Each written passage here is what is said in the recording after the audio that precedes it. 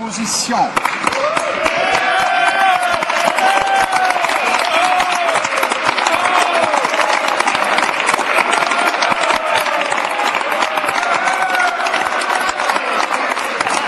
Monsieur le Président, ces derniers jours et à plusieurs reprises, le ministre de la Justice a dit à cette Chambre et au comité parlementaire qu'il n'avait pas le pouvoir de retarder l'extradition de M. Schreiber.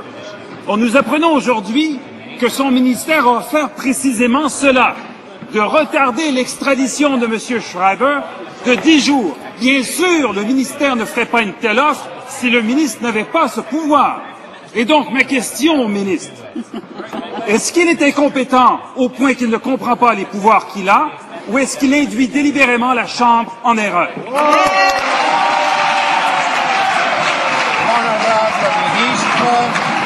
La justice, à l'ordre. With respect to the general powers granted to the Attorney General under the Extradition Act, Mr. Don Rennie from the Department of Justice has forwarded a letter to the Ethics Committee setting out the parameters for the Minister of Justice jurisdiction. And with respect to any individual case that's before the court, it would, of course, be inappropriate to comment. Honorable Leader of the Opposition. Yeah, Speaker, right. Let me try again in English. On Monday,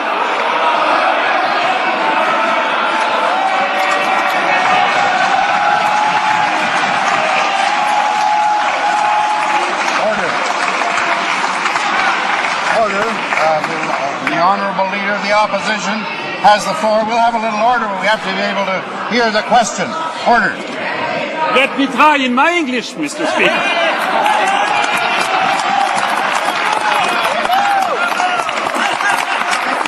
On Monday, the Minister said he doesn't have a power.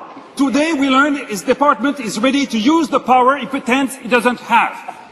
So what is the truth? Is the minister incompetent to the point he doesn't know the power he has? Or is he misleading the House? What is it? Which one is right? Honourable Minister of Justice, order. To the honourable member's question, and it makes even less sense in English, I have to tell you that, Mr. Speaker, but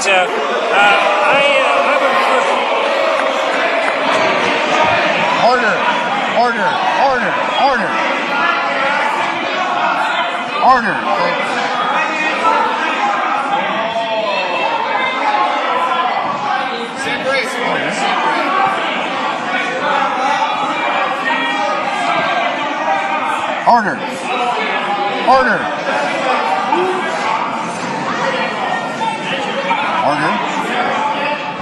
Order.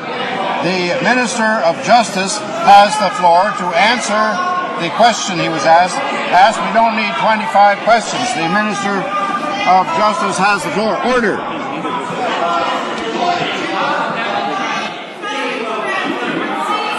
Thank you, Mr. Speaker.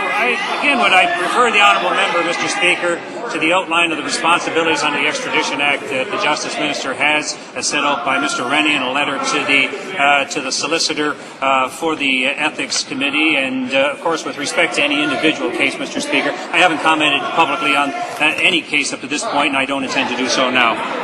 The Leader of the Opposition.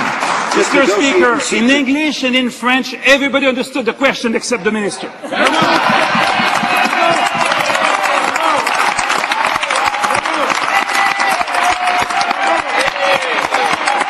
So I ask him the question once again. Will he confirm that his department offered to use a power he claims he doesn't have, the power to delay the extradition of Mr. Schreiber by 10 days? Yes or no?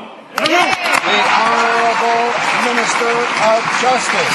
The member is asking about a specific case, Mr. Speaker. Surely he's had advice from somebody in his party who's aware of these matters that it would be totally inappropriate to comment on any specific case. If he wants to know the general law with respect to extradition, he can have a look at the opinion of Mr. Rennie. Honourable Member for Etobicoke Lakeshore.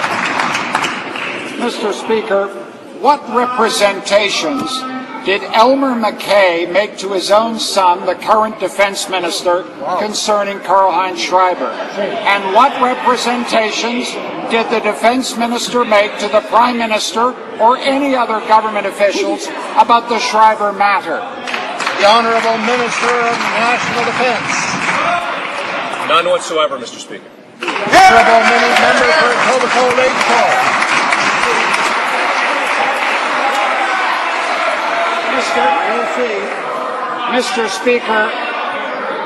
Mr. Speaker, fathers speak to sons. Fathers even use fax machines. Ministers speak to other ministers barely 5 feet apart. The answer is not credible. Je pose la question en français. Quelle démarche le ministre de la Défense a-t-il entreprise auprès du Premier ministre au sujet de M. Schreiber? The Honourable Minister of National Defence. Monsieur le Président, la réponse en français, c'est exactement la same. Aucune. And I would say, Mr. Speaker, for a sophisticated legal mind, the member opposite should spend a little bit more time crafting his questions. Honourable Member, Honourable Député de Laurier-Sainte-Marie. Monsieur le Président, le gouvernement a prévu des surplus budgétaires de 11,6 milliards de dollars pour l'année 2007-2008, alors qu'au printemps, il en prévoyait dans l'ordre de 3,3 milliards de dollars. Pourtant, les conservateurs ont dénoncé à maintes reprises les libéraux qui, lorsqu'ils étaient au pouvoir, sous-estimaient année après année les surplus et les allouaient entièrement à la dette, et ce, sans débat. Puisque le ministre, en sous-estimant les surplus, fait exactement la même chose que les libéraux, pourrait-il au moins tenir un débat sur l'utilisation de ces surplus, comme son parti le demandait alors qu'ils étaient dans l'opposition? Honorable Ministre des Finances. Mr. Speaker, I'm proud of the fact that we have reduced debt by a remarkable amount in just the 21 or 22 months that we've been in office. Not only have we done that, but we've made a commitment to Canadians in the tax-back guarantee that every time that we reduce debt and have that interest savings on the debt, that interest will be passed on, that savings, to Canadians in their personal taxes. This is a huge savings for every Canadian. Not only is it huge, but it's every year going forward. Honorable Député de Laurier-Sainte-Marie. Des milliers de travailleurs et de personnes âgées vivant sous le seuil de la pauvreté, les secteurs manufacturiers et forestiers ont également des besoins criants, comme toutes ces personnes. En refusant tout débat, alors qu'ils le demandaient quand ils étaient dans l'opposition, et en consacrant la quasi-totalité des surplus à la dette, est-ce que le ministre réalise qu'il prive des milliers de personnes d'une aide financière essentielle qu'il pourrait leur accorder immédiatement avec ses 11,6 milliards de surplus? Honorable Ministre des Finances. But the member, Mr. Speaker, is ignoring what we did in the fall economic update in particular, and that is reduce taxes dramatically for Canadian businesses, including the forestry sector, including the auto sector, including all the manufacturers in Canada across the board. Long-term, broad-based tax cuts, historic tax cuts that permit the manufacturing sector to go ahead in Canada and invest in machinery and equipment. Not only that, but 6 months before, in March, we gave this huge incentive to buy, through the accelerated capital cost allowance, more machinery and equipment. This is the strength in the Canadian economy. L'honorable député de Montmagny, les Kamouraska, Rivière-du-Loup. Monsieur le Président, ce qui est sûr, c'est que c'est des baisses de taxes historiques pour les pétrolières, Monsieur le Président. Hier, le Comité des finances a voté unanimement une motion du Bloc québécois recommandant au gouvernement de mettre en place le plus rapidement possible les mesures fiscales comprises dans le rapport unanime pour le secteur manufacturier. Parmi ces mesures, on retrouve des crédits d'impôt remboursables en recherche et développement qui permettraient aux entreprises en difficulté